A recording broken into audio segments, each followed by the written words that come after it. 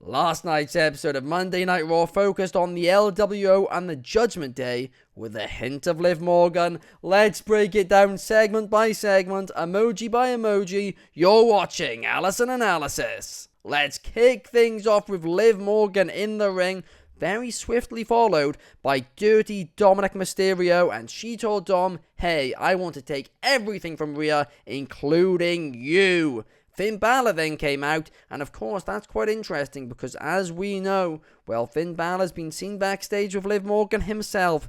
Is he only pretending to keep the peace in this? Who knows, we'll have to wait and see, but I am enjoying it. This segment, it wasn't a brilliant opening segment, but it advanced the story long term, so it was decent, it was fine. But yeah, it's kind of not the explosive open you want to a Monday Night Raw. But talking of explosive, then out came Sheamus, and he had a match with Ludwig Kaiser, and very rarely when, you're a lackey or, somebody's sidekick, like Ludwig Kaiser is for Gunther, it's rare for you to be able to get over as a single star, especially when you're still in that role. But Ludwig is doing so. This match deserves a round of applause, a subtle round of applause from me. It was really, really enjoyable. And I mean, Ludwig getting the win, that was a shock. Up next, we had Finn Balor versus Dragon Lee, and I don't know what it is, but just something about, seeing Finn Balor versus Dragon Lee just screams NXT Black and Gold to me. Despite, obviously Dragon Lee wasn't there during that time. But anyway, I was super excited to see this match. And of course, we've heard it so many times now, it's a cliche. Dragon Lee's the future of Lucha Libre. But the truth is, the guy's so talented. I was watching him in New Japan years ago in the Best of Super Juniors as Ryu Lee, and I mean, this guy, he's just got so much talent. His strikes, he's just so hard hitting and everything. In between the ropes, he's just absolutely fantastic to watch. He truly, truly is. And I think he's got a real bright future, but hey, he's not being showcased much on WWE as of late, so I hope that changes. He did take a loss here, but it wasn't a clean loss. There was a lot of interruptions from the Judgment Day, Carlito costing him the victory. It's advancing a bigger story, so I was fine with it. This match gets a thumbs up, nothing better but nothing worse. Up next, I better get my money out because it's time for the weekly Alpha Academy segment, which is always absolutely brilliant, and this week was no different. Sami Zayn came out, closely followed by the Alpha Academy, who said Master Gable, he now goes by Master, he's not here tonight, and he doesn't want to be in the ring with you, Sami. They then delivered a message. Maxine was really upset about it. There was a lot of emotions. This was a really entertaining segment. Sami then started saying to them, hey, you guys don't need to be doing this, and then out of nowhere, Gable appeared and took out Sami Zayn. I mean, this storyline is just so entertaining. It truly, truly is.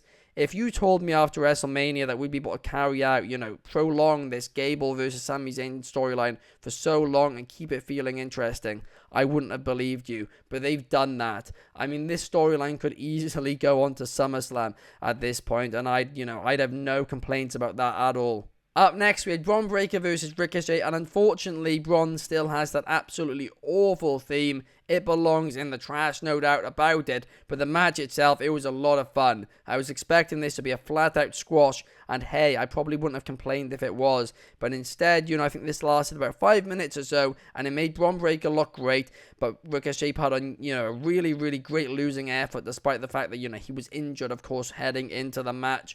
Bron Breakker in between those ropes, he is a beast. He's a future WWE champion. He's a future world champion. He's a future WrestleMania main eventer. But hey, I'm just listing off things we already know. Like, I can praise this guy every week, but the fact of the matter... In fact, you know what? I will praise this guy every week, but the fact of the matter is, it doesn't matter. What matters is him in the ring tonight, and once again, he put on a great performance. A thumbs up from me. But then it was time to get down to business as Kiana James made her Monday Night Raw debut when she defeated Natalya. And this wasn't anything too special, but it did its job. It did its job well. It told the WWE Universe who Kiana James is and what she's about. A quick win over Natalya is a great lock, that is for sure. But from here, they now need to, tell us why we need to care for Kiana James. But this gets a thumbs up. We then had Braun Strowman versus Carlito. In this match, it didn't last long at all. It was a bit of a squash, but it was a squash match which advanced a lot of stories. Firstly, the story between the LWO and Legado. Wait, no, I'm too used to that old storyline. The LWO and the Judgment Day. And of course, Braun Strowman as well with the Judgment Day. Plus, Liv Morgan came out and made the save. She protected Dominic from the wrath of Braun Strowman. So, a lot of storylines in one squash match. It was a very fun few minutes.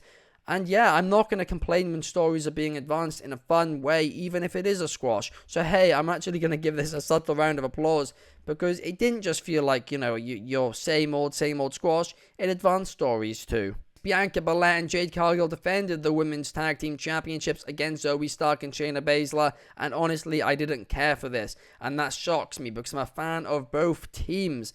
But ultimately, this kind of fell flat in my personal opinion. Of course, we had the interruption from Isla Dawn and Alba Fire, and I'm presuming they're going to, run back this match after Clash at the Castle.